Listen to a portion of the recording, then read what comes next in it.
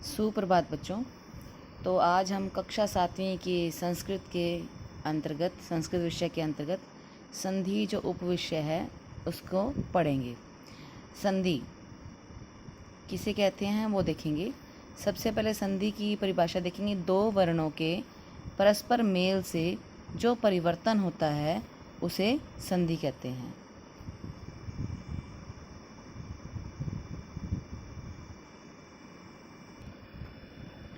तो संधि में हमने क्या सीखा कि दो वर्णों के, अब वर्ण क्या है इसमें, वर्ण होते हैं हमारे स्वर और व्यंजन।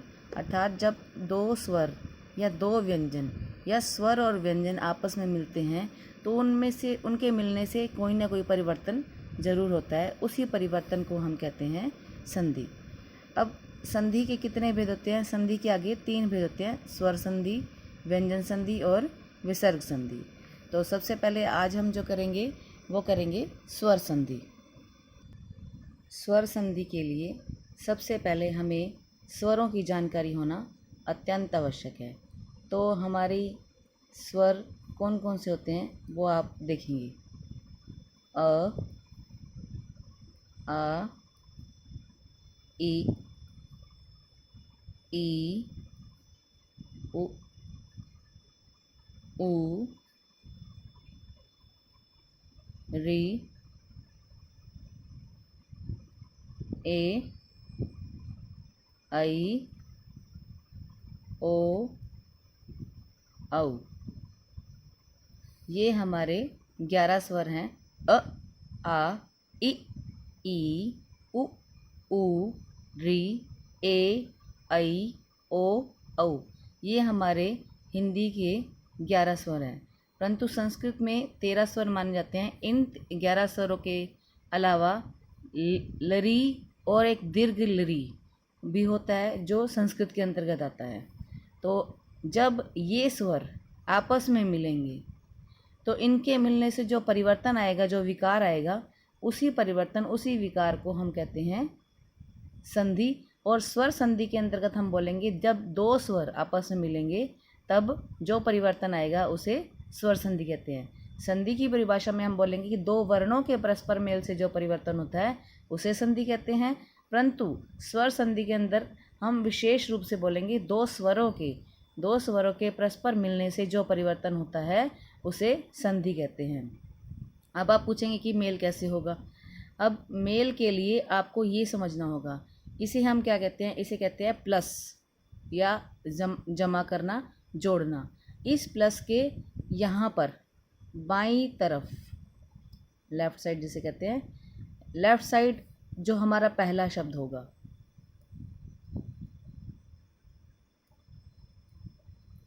और दाईं तरफ जो हमारा दूसरा शब्द होगा, उनमें पहले शब्द की जो अंतिम ध्वनि होगी, पहले शब्द के इस प्लस के बाईं तरफ हमें एक शब्द मिलेगा और दाईं तरफ भी एक शब्द मिलेगा। इस प्लस के पहले शब्द की जो अंतिम ध्वनि होगी, अंतिम अक्षर नहीं कह रही हूँ मैं आपको, अंतिम ध्वनि, ध्वनि का मतलब होता है वर्ण, अंतिम वर्ण। तो पहले शब्द का जो अंतिम वर्ण होगा और दूसरे शब्द का जो आरंभिक वर्ण होगा, स्टार्टिंग जो होगा, उन दोनों के मिलने से जो परिवर्तन होगा उसे हम संधि या स्वर संधि कहेंगे। आइए एक उदाहरण देख लेते हैं। जैसे कि हमने लिया विद्या, इस विद्या को हम ऐसे भी लिख सकते हैं, विद्या प्लस आल्य। ये देख लीजिए, इस प्लस के बाईं तरफ भी हमें एक शब्द मिला और दाईं तरफ भी एक शब्द मिला। इस प्लस के पहला ये शब्द जो है, इसकी हमें जो अंतिम वर्ण मिला, अंतिम ध्वनि जो है आ, इसका जो हमें पहले शब्द की जो अंतिम ध्वनि सुनने को मिल रही है, विद्या, आ मिल रही है। और इस शब्द, दूसरे शब्द का जो आरंभिक वर्ण, आरंभिक ध्वनि जो मिल रही है, आ, आल्य, तो आ मिल रही है। यहाँ पर भी आ है प्लस यहाँ पर भी आ। इन दोनों के मिलने से हम आ ही बनाते हैं। ये मैं आपको सूत्र के द्वारा आगे बताऊंगी। तो आप अभी इतना सीख लीजिए कि पहले शब्द की जो अंतिम ध्वनि है आ, और दूसरे शब्द की जो आरंभिक ध्वनि है आ प्लस आ, इन दोनों के मिलने से आ बन जाता है। तो अब जो शब्द जो एक परिवर्तन आया, ये परिवर्तन आया कि इन दोनों के मिलने से ये परिवर्तन हुआ, आ बना, इसी परिवर्तन को हम संधि कहते हैं। तो विद्या जमा आल्य, विद्या में से हमने आ निकाल दिया तो रह गया हमारे पास विद्य, ये रह गया। यहाँ से हमने आ निकाल दिया, यहाँ से भी हमने आ निकाल दिया, और यहाँ क्या रह गया, ल य, ये रह गया हमारे पास। अब इन दोनों के मिलने से बन गया आ नहीं लगाना है, हमें इसकी मात्रा लगानी है। तो हम ये मात्रा कहाँ लगाएंगे, पहले शब्द के अंत में, जहाँ से हमने वर्ण निकाला था वहीं देना है, पहले शब्द के अंत में। तो हमने य से आ लिया था, तो य को ही हम आ देंगे, तो ये बन जाएगा हमारा विद्यालय। अब आप सोचोगे ये वाला कहाँ गया, ये वाला इन दोनों को मिक्स कर दिया, इन दोनों को जोड़ दिया, इन दोनों को जोड़ने से हमें केवल एक ही वर्ण मिला, वो वर्ण क्या है हमारा आ, और इस मात्रा को हम लगाएंगे पहले शब्द के अंत में। ये हमें हर संधि में ध्यान रखना है कि जब हम दोनों वर्णों को मिलाएंगे, दोनों वर्णों को मिलाने से जो मात्रा बनेगी उस मात्रा को हमने पहले शब्द के अंत में लगाना है, यहाँ नहीं लगाना है। और यहाँ पे जो शब्द, जो बाकी बचा हुआ शब्द है वो हम यहाँ साथ में जोड़ देंगे। और अलग करते समय भी हमें ध्यान रखना है कि जहाँ मात्रा लगी हुई है, ये मात्रा हमने कहाँ लगाई थी, पहले शब्द के अंत में, तो मतलब यहाँ पर हमारा पहला शब्द जो है वो ख़त्म हो चुका है। अगर हम जब अलग करेंगे तब भी हमने ध्यान रखना है कि पहले शब्द जहाँ मात्रा लगी होगी वहाँ पहला शब्द जो है वो ख़त्म हो चुका होगा, और उसके बाद जो है, और ये दूसरे शब्द में नहीं आएगा, उसके बाद जो है ये दूसरा शब्द हमें मिलेगा, लेकिन ये करेक्ट नहीं होगा, हमें इसको सही करना होगा। अभी तो सिर्फ आप इतना ही सीखें कि हम संधि में स्वर संधि या स्वर संधि में वर्णों को कैसे मिलाएंगे। अब हम आगे बात करते हैं स्वर संधि की। स्वर संधि के आगे 5 भेद होते हैं। तो 5 भेद में सबसे पहला भेद जो होता है हमारा दीर्घ संधि, दूसरा भेद होता है हमारा गुण संधि,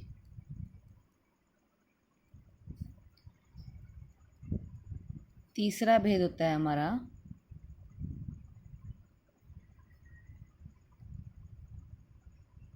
वृद्धि संधि, और अगला भेद होता है हमारा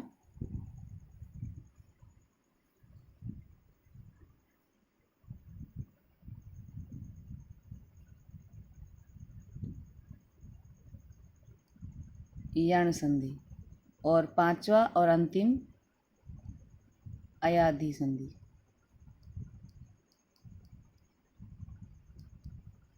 तो स्वर संधि के हमारे जो 5 भेद हैं,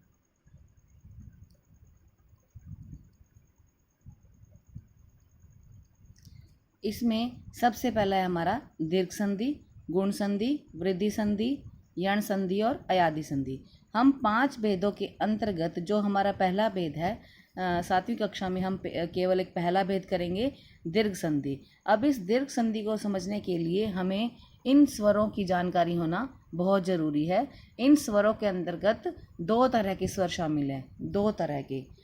2 तरह में पहला जो हमारा स्वर है वो है ह्रस्व स्वर, और दूसरा स्वर है हमारा दीर्घ स्वर। अब ह्रस्व, इन स्वरों में ह्रस्व स्वर कौन कौन से हैं वो देखेंगे, अ, इ, उ, री। और दीर्घ स्वर है हमारे आ, ई, उ, ए,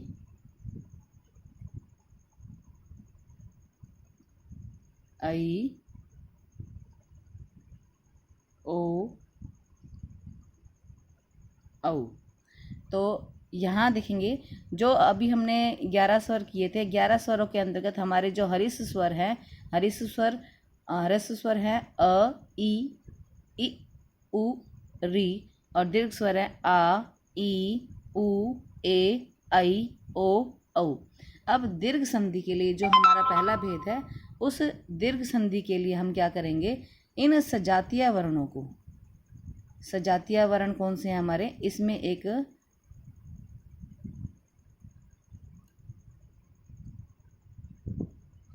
ये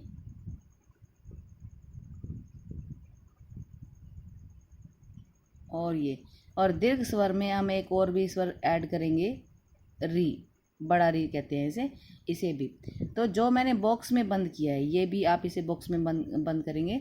तो हरिश स्वर में हमारे जो ये 4 स्वर हैं और ये 4 स्वर हैं, इन्हें हम कहते हैं सजातीय स्वर। सजातीय मतलब एक ही जाति के। जब दीर्घ संधि होगी तो इन सजातीय स्वरों के मिलने से, इन सजातीय मतलब एक ही तरह के स्वर को के मिलने से, जैसे अ, आ, ई, उ, री और री, दीर्घ री है ये। इन सजातीय स्वरों के मिलने से जो परिवर्तन होता है उसे हम दीर्घ संधि कहते हैं। अब आपको लग रहा होगा कि ए, ऐ, ओ, औ भी सजातीय हैं, परंतु ये सजातीय अपने एक ही स्वतंत्र स्वर हैं और इन्हें हम संयुक्त स्वर या संधि स्वर भी कहते हैं। ये इनके अंतर्गत नहीं आते हैं। तो हरिश स्वर क्या होते हैं कि ये 4 वर्ण और ये 4 वर्ण जब आपस में मिलेंगे तब इनके मिलने से जो परिवर्तन होगा उसे हम दीर्घ संधि कहते हैं। तो आइए देख लेते हैं कि हम संधि किस तरह से करेंगे। तो स्वर संधि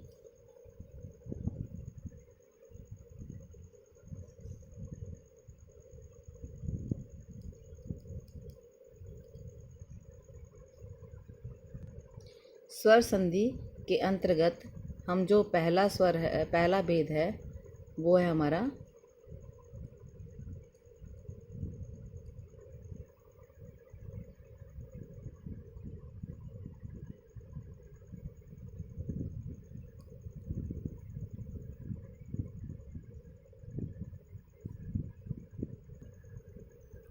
उसे करेंगे।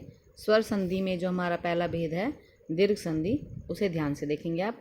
अभी मैंने आपको बताया कि सजातीय वर्णों के परस्पर मिलने से जो परिवर्तन होता है उसे हम दीर्घ संधि कहते हैं। अब इस दीर्घ संधि के 4 सूत्र हैं, उन 4 सूत्रों को आप ध्यान से देखेंगे। सजातीय वर्ण क्या थे, अ, आ प्लस अ, आ, यानी कि ये सजातीय वर्ण हैं और इनके मिलने से जो परिवर्तन हुआ ये आ है। ये प्लस का पहला शब्द है, ये प्लस के इस साइड दाईं तरफ दूसरा शब्द है। इनके मिलने से अब आपके पेपर में या टेस्ट में ये आ नहीं आएंगे, शब्द आएंगे। आपको शब्दों में इनकी पहचान करनी होगी, यानी कि जब शब्द के अंत में आपको अ की ध्वनि आए या आ की ध्वनि आए और दूसरे शब्द के आरंभ में भी अ या आ की ध्वनि आए, तब उन दोनों के मिलने से क्या एक स्वर बनेगा, आ, और इस आ के लिए हम क्या बनाएंगे, ये एक मात्रा। तो इसे कहते हैं हम दीर्घ संधि का पहला सूत्र। जैसे एग्जाम्पल ले लेते हैं हम, सूर्य प्लस अस्त। ठीक है, तो ये वैसे तो एक हिंदी का शब्द है, परंतु मैं आपको थोड़ा थोड़ा इजी से आगे लेके जाऊंगी। तो सूर्य में य में क्या है, हमें अ, नेक्स्ट में भी क्या है, अ। इस अ और अ के मिलने से क्या शब्द बना, क्या वर्ण बना हमारा, आ मतलब आ की मात्रा। और आपको मैंने पहले ही समझाया था, जब 2 वर्णों के मिलने से ये एक परिवर्तन हुआ, इस परिवर्तन को हम कहते हैं संधि। और ये 2 स्वरों के मिलने से परिवर्तन हो रहा है, 2 स्वरों के मिलने से जो परिवर्तन होता है और जो परिवर्तन होता है उसे स्वर संधि कहते हैं। तो ये स्वर संधि के अंतर्गत पहला भेद है और ये आ बन रहा है और आ की मात्रा दीर्घ संधि के अंतर्गत बनती है। तो आप यहाँ पहचान कर सकते हैं कि आ की मात्रा जब बनेगी वो दीर्घ संधि के अंतर्गत बनेगी। अब हमें इस शब्द को जोड़ेंगे कैसे। तो सूर्य प्लस अस्त, सूर्य में हमें य में से हमने अ निकाल दिया, य में से अ निकाल दिया, अ निकाला तो आधा यह बच गया, अ प्लस अ मिलने से बन गया आ की मात्रा हम इसके साथ जोड़ देंगे, तो सूर्य था तो ये क्या बन गया हमारे पास, सूर्या, ये बन गया। और बाकी क्या बच गया, आधा स और त, सूर्यास्त। ठीक है, आगे हम और भी उदाहरण लेंगे। अगला एक और उदाहरण हम ले लेते हैं, दुख प्लस अंतः। अब दुख, ख में अंतिम वर्ण, अंतिम ध्वनि क्या है, ख, अ प्लस अ मिलने से क्या बन जाएगा, आ। और इस आ की मात्रा हम कहाँ लगाएंगे, पहले शब्द के अंत में। आप इसे ध्यान से देखेंगे, दुख ख में अ है, अ प्लस अ मिलने से बन जाएगा आ, और इस आ की मात्रा हम लगाएंगे इस ख के अंत में, तो ये बन जाएगा दुखा, और ये गायब हो चुका है और बाकी बच गया हमारे पास नत, तो ये बन जाएगा दुखांतः। ठीक है, तो अभी दीर्घ संधि का जो हमने पहला नियम किया है, आ प्लस आ, इनके मिलने से क्या परिवर्तन होता है, जो परिवर्तन होता है वो आ की मात्रा बनाएगा, और यही दीर्घ संधि के अंतर्गत आता है। अब इस सूत्र में 4 तरह की स्थितियाँ हैं, वो 4 तरह की स्थितियाँ आप देख लेंगे। अ प्लस अ जब मिलेगा तब भी आ बनेगा, अ प्लस आ तब भी आ की मात्रा ही बनेगी, आ प्लस अ तब भी आ ही बनेगा, आ प्लस आ तब भी आ ही बनेगा। अर्थात जब आपके पास पहले शब्द में के अंत में या तो अ आए या आ आए, और दूसरे शब्द के आरंभ में भी अ या आ आए, तो इन शब्द के मिलने से क्या बनेगा, आ ही बनेगा। अब हम एक आ की मात्रा वाला शब्द भी देख लेते हैं, जैसे कि पहले भी देखा था हमने। तो देव प्लस आनंद, आप करना चाहें तो इसी तरह से भी जोड़कर कर सकते हैं, परंतु आपको खुद मानसिक तौर पर इसे समझना होगा। देव, व में क्या है, अ, हर व्यंजन में अ छिपा होता है, व में अ प्लस आ, इन दोनों के मिलने से क्या बन जाएगा, आ। और इस आ की मात्रा हम कहाँ लगाएंगे, पहले शब्द के अंत में। जब आपने इसमें से अ निकाल दिया, यहाँ से हमने अ निकाल दिया, और ये है आ, इन दोनों को निकालने से, इन दोनों के मिलने से बन जाएगा आ बनने का मतलब है आ की मात्रा बनना, और इस मात्रा को हम कहाँ लगाएंगे, पहले शब्द के अंत में, तो ये बन जाएगा देवा। तो ये वाला जो वर्ण था, क्योंकि ये तो मिक्स हो गया, ये गायब हो चुका है। अब हमारे पास क्या बच गया, नंद है, तो ये हमारा शब्द बन गया देवानंद है। ठीक है, तो उसके बाद हम और भी शब्द लेंगे।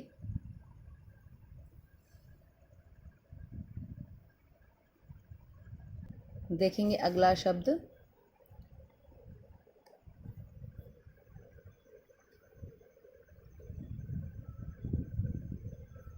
रेखा प्लस अंश है।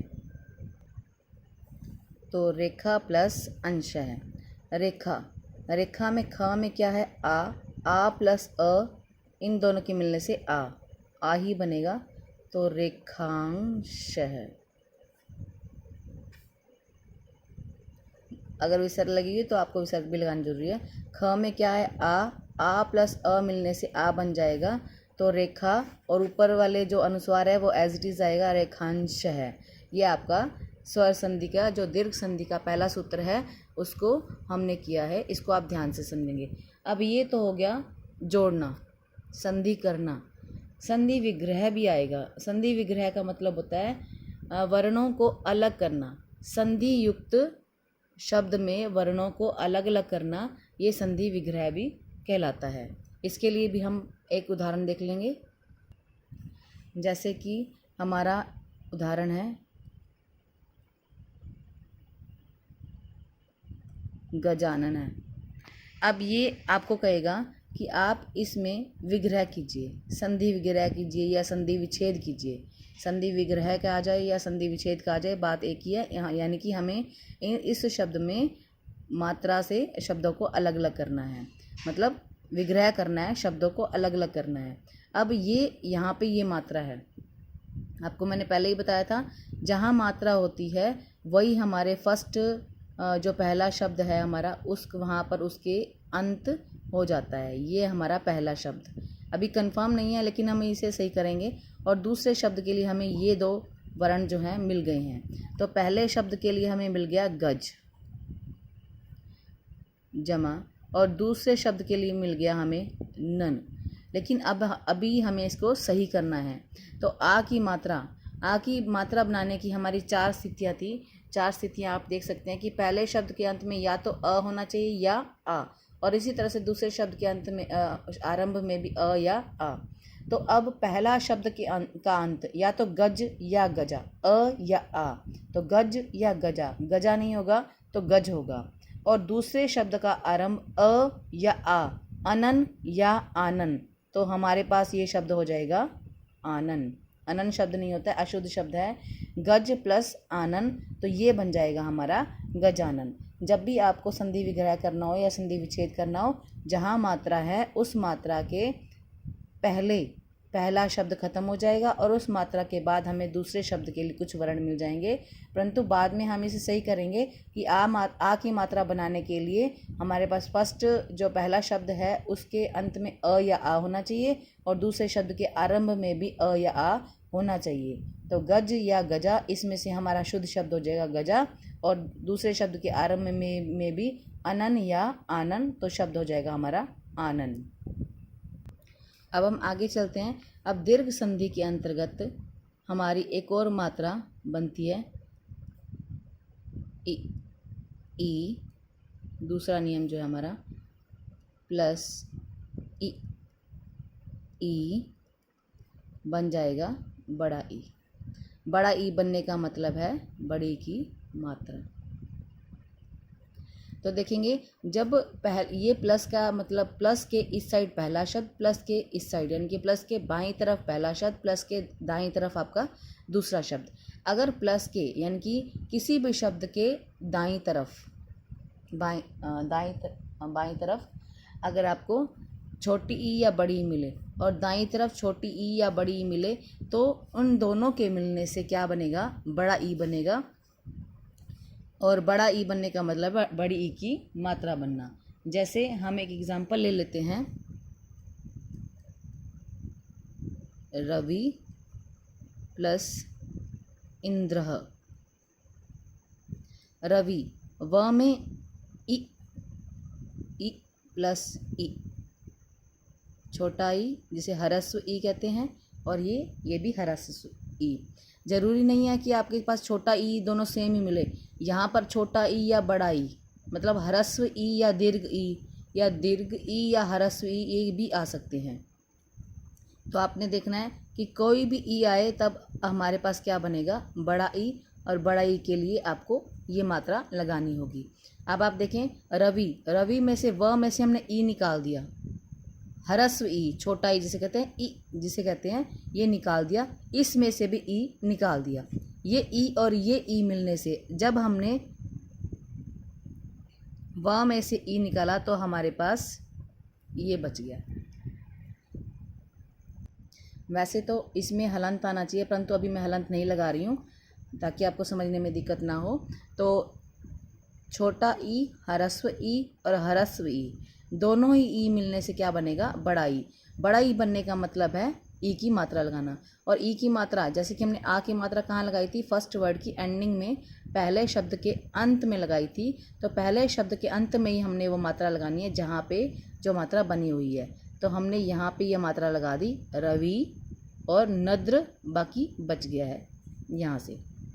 एक बार दोबारा देख लें कि यहाँ से हमने छोटा ई निकाल दिया, यहाँ से भी छोटा ई निकाल दिया। छोटा ई कहने का मतलब ह्रस्व ई। इन दोनों ई को मिला दिया, इन दोनों ई के मिलाने से बड़ी ई बन गई। और ये बड़ी ई कहाँ लगाएंगे हम, पहले शब्द के अंत में या व में हमने बड़ा ई लगा दिया। और बाकी क्या बच गया, ये तो गायब हो चुका था, नद्र बच गया, तो हमने नद्र आगे जोड़ दिया है रविंद्रः। ठीक है, इसी तरह से हम एक एग्जाम्पल और लेते हैं। नदी प्लस ईशः। अब नदी द में क्या है ई प्लस ई, यानी कि दोनों ई। ये ज़रूरी नहीं है कि हर बार एक जैसे ई आएंगे। यहाँ पे बड़ा ई है तो यहाँ पे भी बड़ा ई, नहीं, यहाँ पे छोटा ई या बड़ा ई, बड़ा ई छोटा ई। बड़ा ई छोटा ई कहने का मतलब है ह्रस्व ई और दीर्घ ई, जो मैंने अभी आपको पहले ही बताए थे। तो ये भी हो सकता है। द में से ई निकाल दिया हमने, ई प्लस ई मिलने से क्या बन जाएगा, बड़ा ई। और बड़ा ई हम कहाँ लगाएंगे, फर्स्ट वर्ड की एंडिंग में। अब आप सोचो कि ये तो पहले से ही लगा हुआ है, नहीं, परंतु हम क्या करेंगे, इस ई को निकालेंगे। द में से ई निकाल दिया, क्योंकि मिलाने के लिए हमें निकालना पड़ेगा। द में से ई निकाल दिया और यहाँ से भी ई निकाल दिया। इन दोनों ई के मिलने से जो बना वो बड़ा ई बना। बड़ा ई कहाँ लगाएंगे हम, द के अंत में, द के साथ, नदी शह। ठीक है, ये हमारा शब्द बन गया।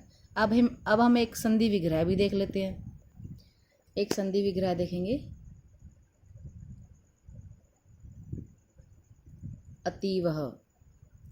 अतीवः, अब इसमें आप देखें कि मात्रा यहाँ लगी हुई है। जैसे हमने आ की मात्रा को अलग किया था वैसे ही हम इसको करेंगे। जहाँ मात्रा लगी हुई है वहाँ हमारे फर्स्ट वर्ड की एंडिंग है, यानी कि पहला शब्द वहाँ पे ख़त्म हो चुका है और नेक्स्ट के लिए हमें कुछ वर्ण मिल गया है। पहला, अब ये मात्रा यहाँ लगी हुई है तो पहले शब्द के लिए हमें मिल गया अत और दूसरे शब्द के लिए मिल गया हमें वह। परंतु अभी हमें इसको सही करना है। तो बड़ा ई बनाने के लिए हमें क्या करना पड़ेगा, पहले शब्द के अंत में छोटा ई या बड़ा ई होना चाहिए, छोटा ई या बड़ा ई, क्योंकि इस सूत्र में 4 स्थितियां हैं। वो 4 स्थितियां देखेंगे आप। छोटा ई प्लस छोटा ई, छोटा ई छोटा ई कहने का मतलब है ह्रस्व ई। ह्रस्व ई दोनों हो तो भी दीर्घ ई बनेगा, ह्रस्व ई दीर्घ ई तब भी दीर्घ ई बनेगा, दीर्घ ई ह्रस्व ई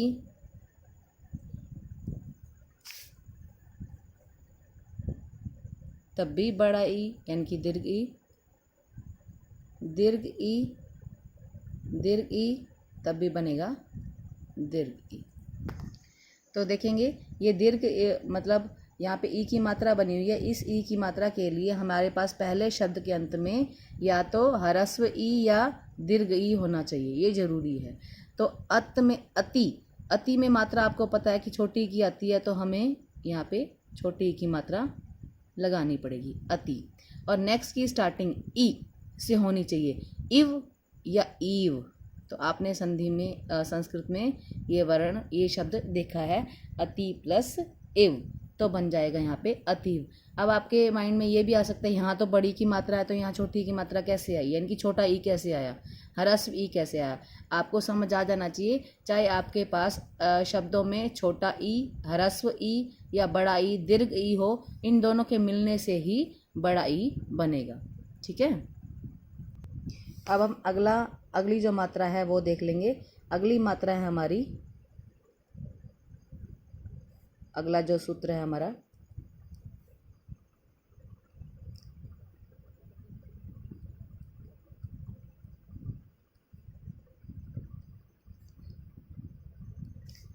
ये हमारा ह्रस्व उ और ये दीर्घ उ। ह्रस्व उ आए या दीर्घ उ आए, इन दोनों के मिलने से क्या बनेगा, बड़ा उ। बड़ा उ मतलब दीर्घ उ बनने का मतलब है उ की मात्रा बननी। तो अब इस सूत्र में भी वही 4 स्थितियां हैं। आप इन 4 स्थितियों को भी अपनी नोटबुक में, अपनी उत्तर पुस्तिका में लिखेंगे। इस तरह से लिखेंगे,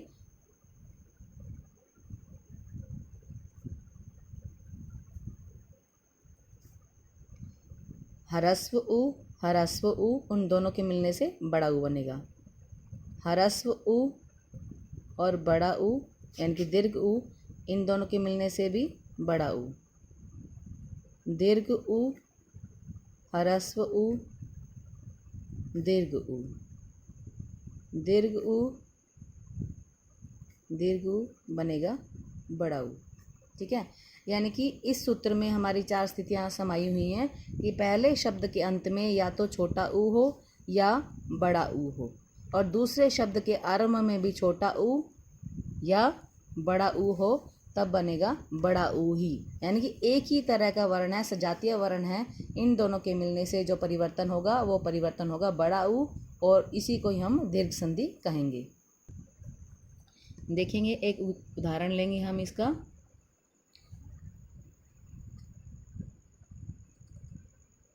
वधु प्लस उद्य। आप देखेंगे ध में क्या है, ऊ, बड़ा ऊ, बड़ा ऊ प्लस छोटा ऊ, यानी कि कहेंगे दीर्घ ऊ और ह्रस्व ऊ ही है, चाहे दीर्घ हो चाहे ह्रस्व हो, इन दोनों ऊ के मिलने से क्या बन जाएगा, बड़ा ऊ ही बनेगा, दीर्घ ही बनेगा, छोटा नहीं बनेगा। तो अब हम देखेंगे इसको बनाएंगे कैसे। पहले जैसे हमने किया वैसे ही करेंगे। ध में से ये ऊ निकाल दिया, ऊ प्लस ऊ, इन दोनों के मिलने से बनेगा बड़ा ऊ। बड़ा ऊ बनने का मतलब है ऊ की मात्रा बननी है। तो ध में से ऊ निकाल दिया तो हमारे पास ध बच गया। वैसे तो वधु था, लेकिन ऊ निकाल दिया तो ध वध बन गया, लेकिन यहाँ पे हलंत आना चाहिए, मैं अभी नहीं लगा रही हूँ। तो ऊ प्लस ऊ, इन दोनों के मिलने से, इन दोनों ऊ के मिलने से क्या बनेगा, बड़ा ऊ। बड़ा ऊ बनना बड़े ऊ की मात्रा। अब ये मात्रा हमने कहाँ लगानी है, पहले शब्द के अंत में। अब आप सोचोगे ये तो पहले से ही है, नहीं, यहाँ से हमने ऊ निकाल दिया था तो हमारे पास ये बच गया था, तो ये मात्रा हम पहले शब्द के अंत में लगाएंगे, वधु। और नेक्स्ट क्या बच गया हमारे पास, द और य, वधुद्य।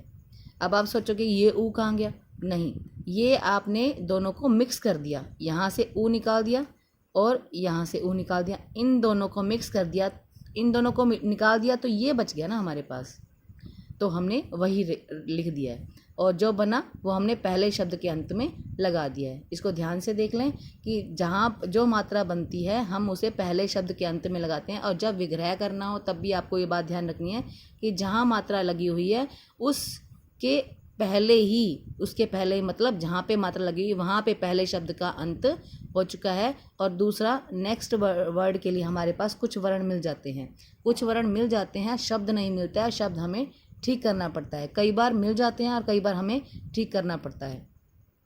आगे कुछ और उदाहरण देखेंगे। अब गुरु प्लस उपदेशः। तो यहाँ भी घबराने की आवश्यकता नहीं है कि यहाँ हमें ऊ नहीं दिख रहा है।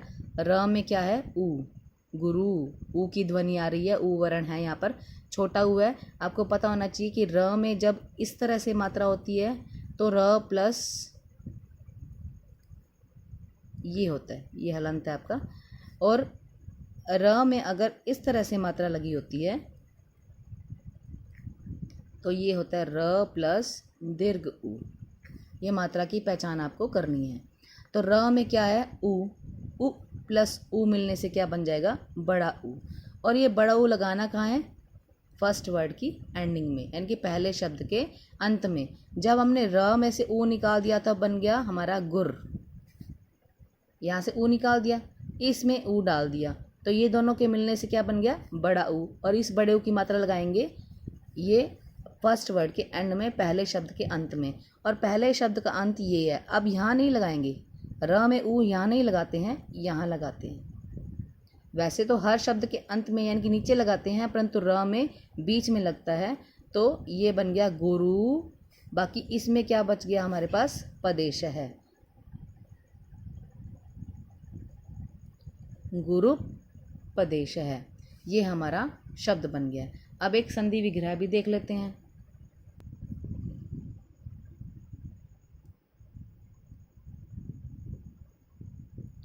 सूक्ति। अब यहाँ पे थोड़ा मैंने ऐसा ही शब्द लिया ताकि आपको आगे करने में दिक्कत ना आए। सूक्ति, तो मैंने आपको बोला था कि जहाँ पे मात्रा लगी होती है वहाँ पर हमने वहीं से उसको अलग करना है। अब आप कहोगे कि यहाँ पे ये मात्रा भी है और ये मात्रा भी, हम अलग कहाँ से करें। तो आपको अभी बताया कि जब संधि में हम जो पहली संधि कर रही हैं उसमें बड़ा ई बनता है, छोटा ई नहीं बनता है।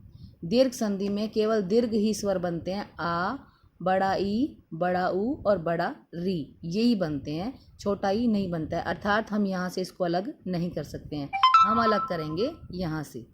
ठीक है, तो हमारे पास फर्स्ट वर्ड के लिए मिल गया स। अब आप कहोगे ये फर्स्ट वर्ड नहीं है, ये तो व्यंजन है। तो ये कभी कभी संधि में वर्ण भी अलग हो सकता है, शब्द के साथ साथ वर्ण भी आ सकता है। और नेक्स्ट के लिए हमारे पास मिल गया कति, ये मिल गया। अब हमें ठीक करना है बड़ा ऊ बनाने के लिए हमारे पास फर्स्ट वर्ड की एंडिंग में, यानी कि पहले शब्द के, यानी कि ये पहला शब्द या वर्ण कुछ भी हो, उसके अंत में उसके साथ छोटा ऊ या बड़ा ऊ लगा होना चाहिए। या तो हमारे पास होगा ये, या होगा ये। पहले शब्द के अंत में, पहले वर्ण के अंत में छोटा ऊ या बड़ा ऊ होना चाहिए। अब आप ये देखें कि सु कौन सा लगाएं, छोटे ऊ वाला या बड़े ऊ वाला। तो हमें सुक्ति के लिए ये ऊ लगाना पड़ेगा, सु। और नेक्स्ट की आरंभ में भी, यानी कि जो अगला शब्द है उसके आरंभ में भी छोटा ऊ या बड़ा ऊ होना चाहिए। तो हम लगाएंगे छोटा ऊ, सु प्लस उक्ति, तो बन जाएगा हमारा सूक्ति। यहाँ पर आप देख सकते हैं छोटा ऊ इन दोनों के मिलने से बड़ा ऊ बनाएंगे, और ये बड़ा ऊ लगेगा पहले शब्द के अंत में, तो यहाँ पर लगेगा, तो बन जाएगा हमारा सूक्ति। अब हमारा जो अंतिम मात्रा है वो है री, दीर्घ री। तो आपने यहाँ ध्यान देना है, री प्लस री, यानी कि जब आपको पहले शब्द के अंत में री मिले और दूसरे शब्द के आरंभ में भी री मिले, तब क्या बनेगा, दीर्घ री। आप देख लें अंतर क्या है, इसमें मैंने एक बार इसको घुमाया है, परंतु इसमें आपको 2 बार घुमाना है। ठीक है, तो देखेंगे, जैसे मैंने एग्जाम्पल लिया, पितृ प्लस रिद्धि, त में री है, री प्लस री, इन दोनों के मिलने से क्या बन जाएगा, बड़ा री, और इसकी मात्रा होती है ये। ठीक है, तो अब हम क्या लगाएंगे, पितृ में ये 2 बार इसको घुमा देंगे और धी आ जाएगा, पितृ प्लस रिद्धि, तो पितृद्धि बन गया। दोबारा से देख लें, त में क्या है, ये री की मात्रा है, री प्लस री मिलने से बड़ा री बनता है। बड़ा री बनने का मतलब ये मात्रा बनी है, 2 बार इसको घुमाना है, तो ये हमने त के नीचे लगा देना है, पहले शब्द के अंत में लगा देना है, पितृ रिद्धि। अब हम इसको एक अलग करना भी सीख लेते हैं। इस तरह से आपके पास शब्द आ गया। अगर आपके पास ये शब्द आए या ये शब्द आए मातृणाम, तब आपको घबराने की आवश्यकता नहीं है। यहाँ पे 2 बार नहीं घुमा हुआ तो क्या ये री बड़ा री नहीं है, ये बड़ा री है। यानी कि हम इस शब्द को इस तरह से भी लिख सकते हैं, ये भी ठीक है। तो अब हमें इसको अलग करना है, मातृणम। तो अब आप देखेंगे कि यहाँ पे आ की मात्रा भी बनी हुई है, और तो अलग कहाँ से कर, कन्फ्यूज़न हो सकती है। परंतु आप देखेंगे कि जब शब्द में 2 मात्राएं होंगी, परंतु शब्द को जब हम अलग करेंगे ना, मात्रा केवल एक ही से वो अलग होगा। अगर हम इसको आ से अलग करेंगे, तो पहले शब्द के लिए हमें म मिल जाएगा, और नेक्स्ट के लिए मिल गया हमारे पास तृणम। अब आ की मात्रा के लिए फर्स्ट वर्ड के लिए म या माँ, चलो माँ तो हो सकता है। अब अ या आ यहाँ पर होना चाहिए, या तो अतृणम या आतृणम, दोनों ही गलत हैं। तो ये हम अलग कर ही नहीं सकते हैं, यहाँ से हम इसको अलग कर ही नहीं सकते हैं, हम अलग करेंगे यहाँ से। ठीक है, तो अब हमारे पास फर्स्ट वर्ड के लिए मिल गया, पहले शब्द के लिए मिल गया मात, सॉरी ये मात्रा शिरो रेखा थोड़ी अलग ज़्यादा लगी। और नेक्स्ट के लिए मिल गया हमारे पास अणम। दोबारा से देख लें, हम इसको यहाँ से अलग करेंगे, पहले शब्द के लिए मिल गया हमें मात, और नेक्स्ट के लिए मिल गया अणम। अब हमें ठीक करना है, ये री की मात्रा बनानी है। री की मात्रा बनाने के लिए फर्स्ट वर्ड की एंडिंग में री होना चाहिए, और नेक्स्ट की स्टार्टिंग में भी री होना चाहिए। तो इस तरह से ये बड़ा री है, ये बड़ा री या छोटा री, इसको कुछ भी मान लें, ये बड़ा री ही माना जाता है जब हमें संधि विग्रह करना होता है। तो मातृ, तो फर्स्ट वर्ड की एंडिंग में भी री और नेक्स्ट की स्टार्टिंग में भी री, ऋणम हो गया, मातृ प्लस ऋणम बन जाएगा मातृणम। ठीक है।